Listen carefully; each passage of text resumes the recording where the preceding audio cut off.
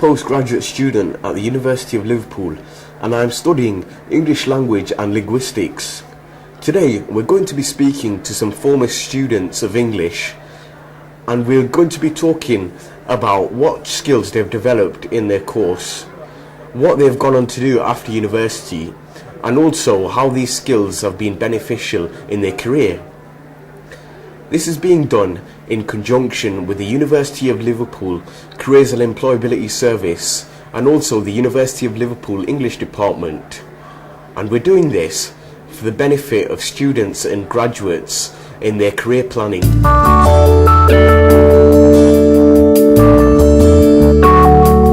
chose an English degree because I always wanted to be a writer.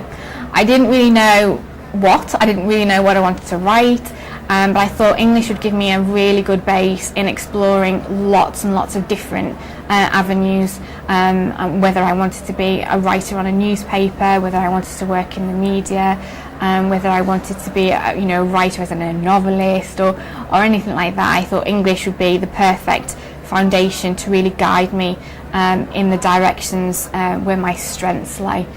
So that's why I chose English. I chose English because perhaps more than any other subject it really is an interdisciplinary subject. So to be an English student in my view you have to be a history student, a sociology student, a psychology student, even in some cases a medicine student, a law student. All of these things can be factored in because English is so all-encompassing. So I chose to do it because I love the interdisciplinary nature of it as well, and also the intertextual nature of it. So many different people have influenced so many other people that it's just fascinating to find out who influenced who and in which ways. I think the way that it's probably helped me is you understand how things connect with each other a lot better, I think, if you're an English student perhaps in some other degrees, because you have to find ways in which writers all interact with each other. And I think when you're assimilating so much information, to find those patterns and connections and the relevant pieces of information are all very important and very interesting. And so that's what drew me to the subject, and that's what I use from my subject today in my job, and it's very rewarding as a result.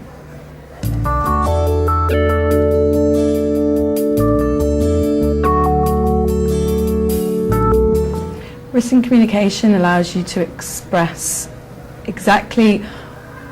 Learning through an English degree, you're able to analyse, to organise your argument, you learn to be concise, constructive, critical, and those sort of skills are absolutely integral to any sort of communication, be it written or otherwise. But in my job I do need to write varied amounts of sustained prose, lots of structured written communication, and you also learn your basic English grammar is improved, so those sort of things. So even in email communication, you're not talking about just large sustained prose, but in shorter correspondence with colleagues and other peers, it does help. As part of your English degree, you will do a number of different things in terms of communication, essay writing and presentation. I think the important thing, particularly when you're applying for jobs, is that your English degree shows that you can write creatively, that you can talk about the things that you're interested in and inspire interest in other people as well. So through your writing you can say, look, this is what you should be interested in. I think to an employer to be able to do that through writing is really important.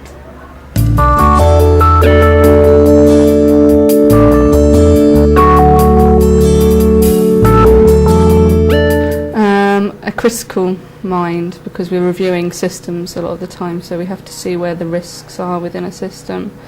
Also having a logical thought pattern, which is part of what you do when you're reading a text and writing reports, as well as the communication side, all of which have helped me in my job. I think when you do English, you've got so many books and so many poems and things like that, and you learn to assimilate very quickly so much information in a very concise and easily digestible way. So that's something that's vital. I think the ability to argue your point and to perhaps see the development areas in other people's arguments is also very important, and something that we have to use on a daily basis. And actually something that I think is probably specific to English students more so than most of other students in universities is the idea of emotional intelligence as well, because we deal with language and people's feelings and people's thoughts on a daily basis through poems and books, and that helps you to attune yourself to the feelings and thoughts of employees, your boss, and all those sorts of things as well. So those are the skills that I would focus on.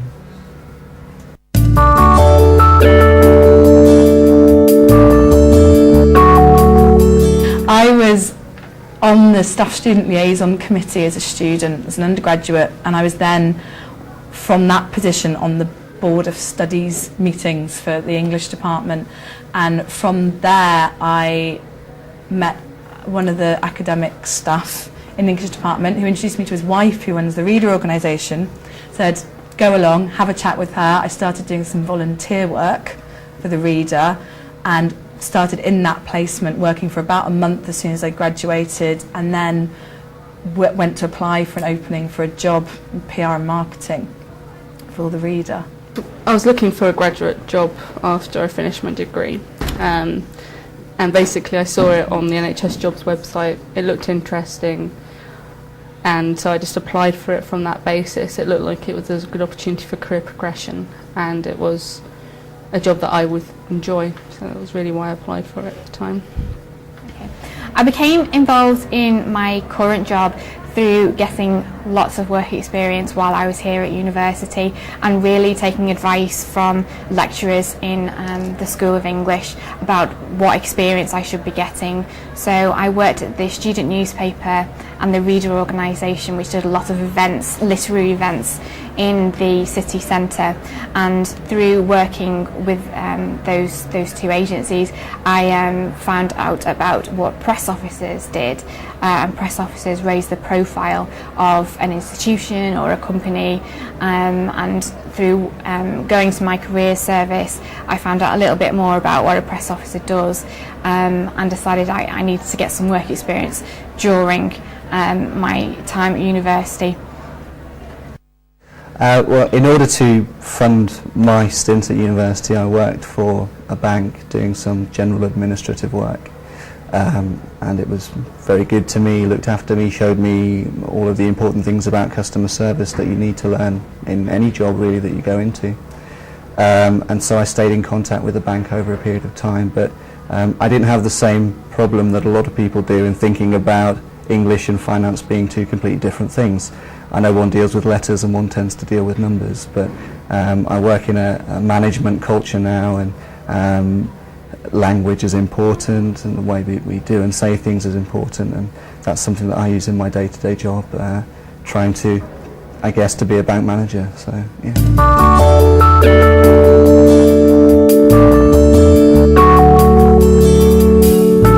I worked part-time the whole way through my degree. I think it was very important. That was like non-academic sort of engagement, but just working for the fact you were working, gaining other skills. But I would also say that the things that I did that were linked to my degree, so things like the Staff Student Liaison Committee, like volunteering at certain events for the university and helping with open days, and those sort of things were absolutely integral to your experience as a whole, and for getting, not only for sort of adding things to your own CV, but for the experience it gives you in a very genuine sense. You do experience more, you get to meet more people, you see doors opening up, and I think it's one of the most important things, aside from just doing a degree, is doing those extra things as well. I think definitely probably from the volunteering standpoint and being involved in clubs and societies is a very important element of what graduate recruiters are looking at, because it shows that you're not just concentrating on the academic side, which is important, but you still have that time to go off and do, basically develop other skills. So being a secretary in a club or a team is a benefit, and I know that was a benefit when I got interviewed for my job. So,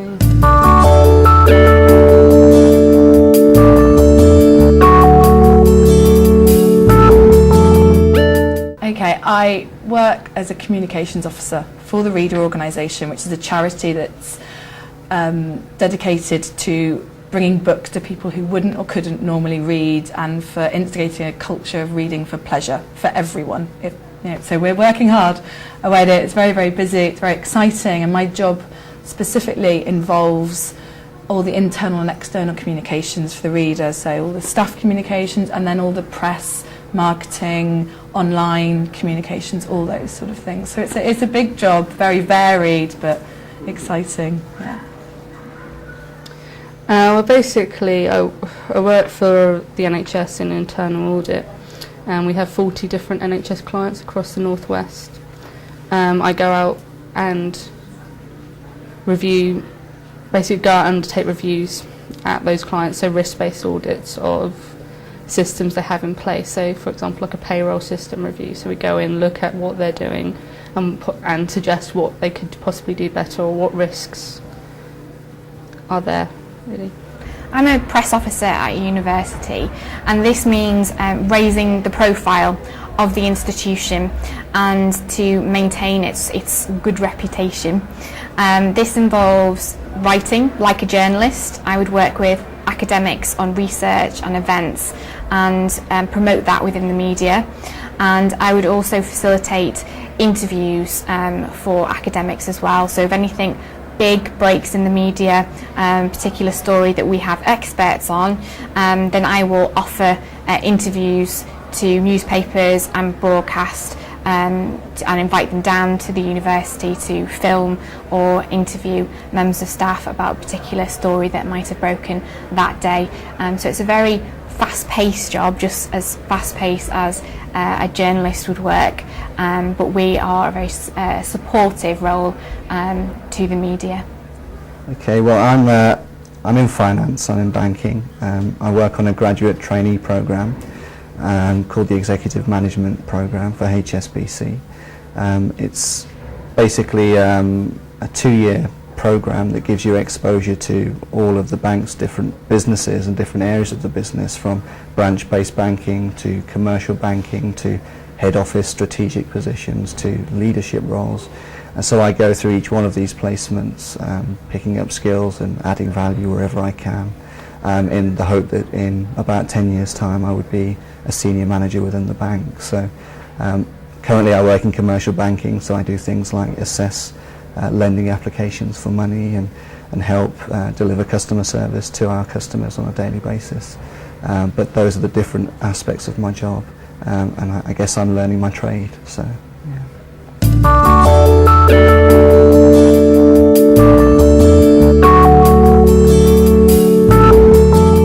Enjoy the variety of my job. I love that there's, every day is different. It's quite mad, it's quite busy, but everything I do is different. I have my days that sort of the press related, the media related, something more office based. It's always changing as well. My job's always changing. I get to read books and take books out to people and promote reading and promotional. The organisation is very small as it is, but it's growing and growing and growing, so there will be chances for promotion as it's growing. And travel-wise, it's probably Birkenhead, but that's okay. Well, it's there is opportunity for travel, but it's not really. We travel around the Northwest, so it's not really travel abroad. So it's highly exotic, but it's good because you get to go out and about in different offices and you're meeting different people, and obviously there is chance for progression of going through the different levels of auditor. Also working in different elements of the NHS, because we have a wide range of experience which most other people don't get within that organisation. I think the thing that I enjoy most about my job is how diverse it is. Every day is different. I get to write, which is what I always wanted to do from the beginning. The other thing I enjoy is working with so many different people as well. You get to learn so many fascinating things, particularly working at a university. You'll find press offices everywhere, in every company, in every institution, but particularly at a university you get to work with so many fascinating people. You get to learn lots and lots of different things. There are lots of opportunities to travel as well. I spend a lot of time in London, mainly because that's where all the national journalists are, so we have to go down there and talk to them quite a lot. We also do lots of visits for journalists as well.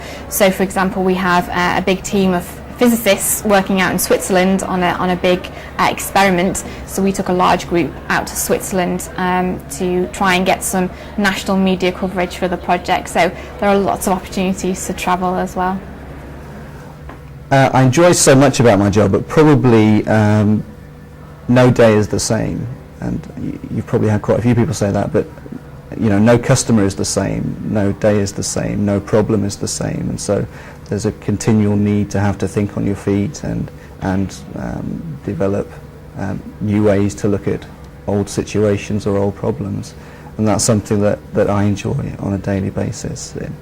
In terms of promotion, the thought that you can be a senior manager within 10 years is very important, and I mean there really are aspects of our bank. We are a meritocracy, and so however good you are, there are no barriers or no ceilings that you can't pass through in order to be where you want to be, regardless of your gender or your ethnicity or your education and things like that. Our current CEO is an ex-management trainee as well, so there really is no limit to where you can be. And then as well, we work in 86 different countries and territories around the world, and so we really are in a position now where I think you have to have worked in a number of different places and countries and experienced a number of different cultural things in order to contribute in the best way to our business. So there are opportunities to travel in spite of the economic climate that we're in, and it's almost demanded as well at the company that I'm in. So.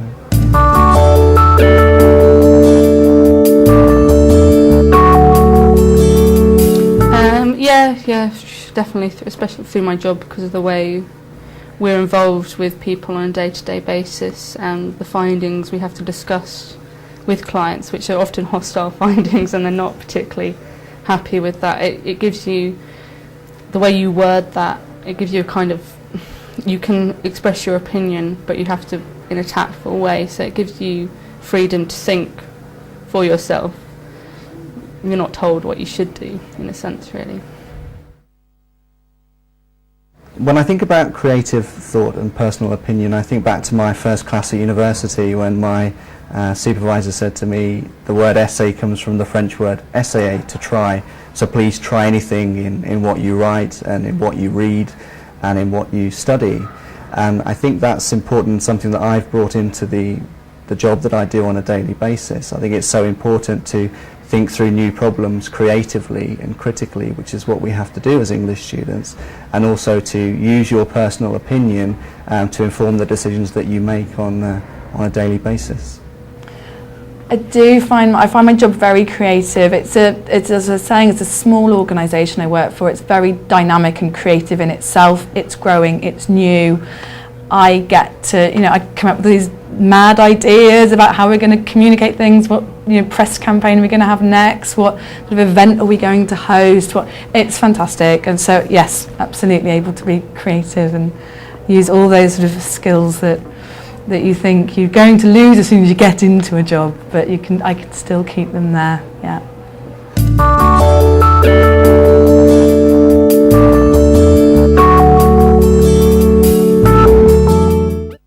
So what skills you have developed in English, so that, the communication side and all of that, as well as getting involved in clubs and societies, because as an English student you do have relatively few hours in university. Although you've got a lot of reading to do, you've still got that time, and that's what graduate recruiters are looking for, to see what you've done with the time you have had at university. So make the best out of that time is what I'd probably recommend with it. I think the advice I would give to future graduates is to really use the university campus, all the opportunities that it offers, whether it's work experience at your newspaper or work experience at your student guild or in the city. And the other really important thing is to take advantage of your career service. They gave me a lot of invaluable advice about what a press officer does, what a journalist does, and where to go to learn more about it as well. So I think those two things are very important: work experience and using the advice on campus of expert people. I think when I just graduated, most people said to me, do you want to teach secondary school English or A-level English, and people just really assume that if you had read English at university that you would be teaching the subject, but obviously that's not the case. A number of my colleagues went on to study law as barristers, some went into medicine, I've gone into finance, and about 40% of the people on my programme actually studied finance, which means 60% didn't and studied subjects like English. So I think my advice would be to think big and really go on to do whatever it is that you want to do in your career, because English gives you all of the necessary tools to go on and to achieve whatever it is that you want to achieve in the job that you do. I'd say, as far as time allows, do as much as you can that is sort of outside your actual study to develop your personal interests and your professional interests. So always keep thinking what is going to be ahead. You think of the next stage all the time, but enjoy it as well. Enjoy the fact that you're studying what you love and you've got this opportunity, and make the most of it. And you see a door open, go through it, and when you see opportunities there, really do try and take advantage of them. Hopefully that's given you some scope as to where an English degree can take you. If you're interested in any of these career paths or you still need a little direction, remember you can always make an appointment at your university careers department. We'd like to thank the Higher Education English Subject Centre for their funding, and also Justin and everyone at the Careers and Employability Service for all their help in this project.